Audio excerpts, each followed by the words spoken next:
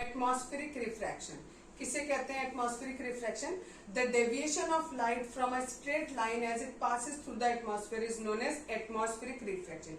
यानी ऐसा रिफ्रैक्शन जो एटमॉस्फेयर की वजह से हो रहा। रिफ्रैक्शन कब होता है? जब हमारे पास दो मीडियम होते हैं।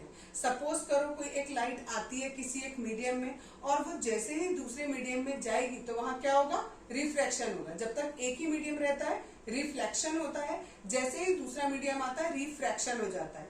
तो एटमॉस्फेयर में एटमॉस्फेयर की वजह से जो रिफ्रैक्शन हो रहा है उसे हम एटमॉस्फेरिक रिफ्रैक्शन कहते हैं। अब एटमॉस्फेयर की वजह से रिफ्रैक्शन कैसे होता है?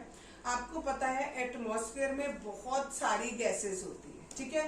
कहीं धूल के पार्टिकल्स होते हैं, कहीं स्मोक होता है, कहीं फॉग होता है, बहुत सारी चीजें होती है। तो क्या होता है आपका कि सपोज ऐसे मानो कि ये हमारा पूरा एटमॉस्फेयर है, ठीक है।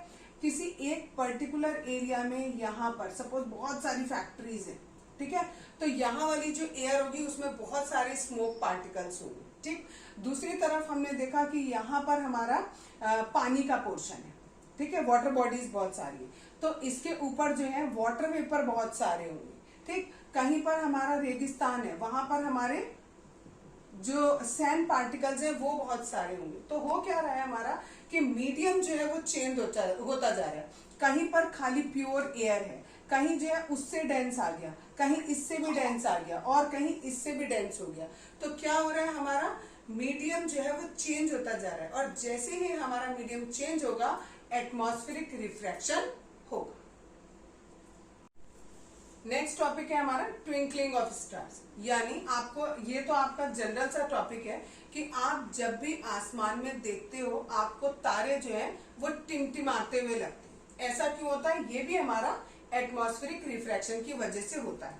ऐसा इसलिए होता है, देखो सपोज करो ये पूरा एटमॉस्फेयर है, आप यहाँ पर हो और स्टार यहाँ पर है, ठीक। आपके और स्टार के बीच में बहुत बड़ा डिस्टेंस है, बहुत बड़ा डिस्टेंस है, तो इस पूरे एरिया में जो मीडियम है वो एक जैसा नहीं है, ठीक है। कहीं पर रेयर है, कहीं पे डेंस है, कहीं पे रेयर है, कहीं पे डेंस है, ठीक। आपने यहां से देखना शुरू किया, जब आप इसको इसकी जो लाइट जब आपकी आंखों पे पड़ेगी तब आपको ये दिखाई देगा, ठीक।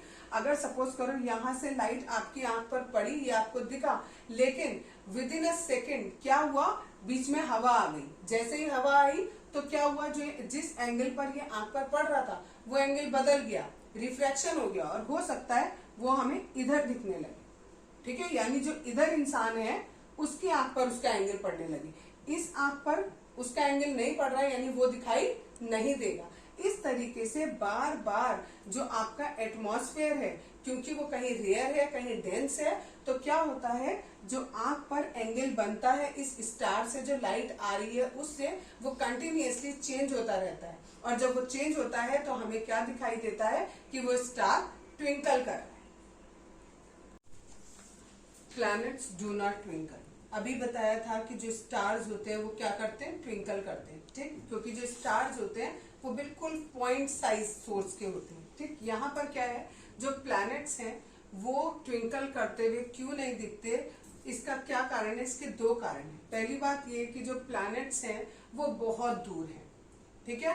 प्लैनेट्स आर मच दूर नहीं, पास है, ठीक है, बहुत पास है हमारे, किसके? अर्थ के बहुत पास है। और पास होने की वजह से वो कैसे लगते हैं? एक्सटेंडेड सोर्स लगते हैं। अगर हम एक पॉइंट बनाएंगे that is called point source, और अगर हम ऐसे लाइन लंबी बनाते हैं या ऐसे चौड़ी थोड़ी बनाते हैं तो इसको हम कहते हैं एक्सटेंडेड सोर्स, ठीक। जब कोई चीज आपके बहुत दूर होती है तो वहां से जो हमें लाइट आती हुई दिखती है वो एज अ पॉइंट सोर्स दिखती है, ठीक। और जबकि जो अगर कोई चीज हमारे बहुत पास होती है तो वो हमें एक्सटेंडेड सोर्स लगती है, ठीक। तो वो कह रहे हैं जो प्लेनेट है वो हमारे बहुत अर्थ के बहुत पास है। पहली बात तो इसलिए वो हमें ट्विंकल करते हुए नहीं लगते, और दूसरी बात उन्होंने कहा कि ये हमें एक्सटेंडेड सोर्स लगता है। इसकी वजह से क्या होता है? इसकी वजह से जो भी ऑब्जर्वर है उस ऑब्जर्वर की आंख पर जितने भी एंगल्स बनते हैं वो सारे एक दूसरे को नलीफाई कर देते हैं, मींस कैंसिल आउट कर देते हैं। यानी सपोज करो ये कोई एक ऑब्जर्वर है और वो इस प्लैनेट को देख रहा है, और क्योंकि ये एक्सटेंडेड सोर्स ऑफ एनर्जी है तो यहाँ से जो लाइट आ रही है, देखो ऐसे करके बहुत सारी लाइट्स इससे आएंगी, इस पूरे से आएंगी तभी ये दिखाई देगा। तो इस वाले की वजह से जितना भी रिफ्रैक्शन हुआ है, यानी एंगल जितना भी चेंज हुआ है, सपोज करो इससे 2 डिग्री चेंज हुआ माइनस का, इस वाले से प्लस का 2 डिग्री चेंज हुआ, इससे माइनस का 3, इससे प्लस का 3, इस तरीके से जितने भी एंगल्स उस पे बनते हैं वो सारे के सारे एक दूसरे को नलीफाई कर देते हैं, और हमें जो भी हमारा प्लैनेट है वो जिस जगह होता है वो वहीं का वहीं दिखाई देता है, वो हमें ट्विंकल करता हुआ नहीं लगता है। Advance sunrise and delayed sunset, ये भी एक प्रोसेस है जो किसकी वजह से हो रहा है, एटमॉस्फेरिक रिफ्रैक्शन की वजह से हो रहा है। इसमें 2 केस दिए गए हैं आपको, एक एडवांस सनराइज। एडवांस सनराइज का मतलब है सन अभी तक राइज नहीं हुआ लेकिन हमें वो एडवांस में दिखाई दे रहा है 2 मिनट पहले, ठीक है। दूसरी चीज है डिलेड सनसेट, सनसेट हो गया लेकिन अभी भी हमको सन दिखाई दे रहा है, कितनी देर तक, 2 मिनट तक, ठीक है।